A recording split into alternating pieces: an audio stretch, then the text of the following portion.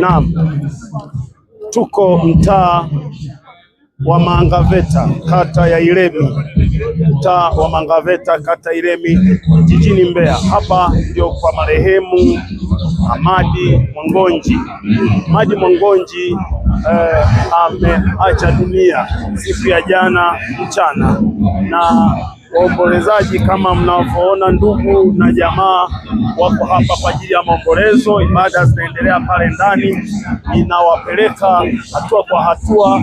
Hapa ni nyumbani kwake, hapa kwenye mtaa wa Mangaveta, kata ya Iremi, jijini Mbeya.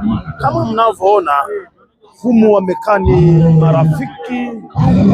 marafiki wa Hamadi wengi, wameacha shughuli zao, wamefunga ofisi, wako mahali hapa, na unaweza ukaona upande huu mwingine ni ndugu na jamaa wa Hamadi wako kwa ajili ya maombolezo na wanaendelea kubadilishana mawazo. Katikati yao humo kuna wajumbe wa kamati ya dharura ya msiba huu mzito uliotupata katika jiji letu la Mbeya.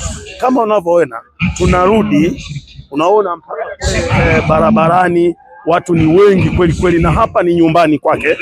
Hapa ni nyumbani kwake ambapo ibada ya kuwafariji wafiwa, ibada ya jioni ya leo imekuwa ikiendelea muda huu, na mchungaji anaendelea na huduma. Hapa ndio nyumbani kwa Hamadi hapa. Karibu niwapeleke tafadhali. Karibu. Kwa maisha ya upendo wa kweli.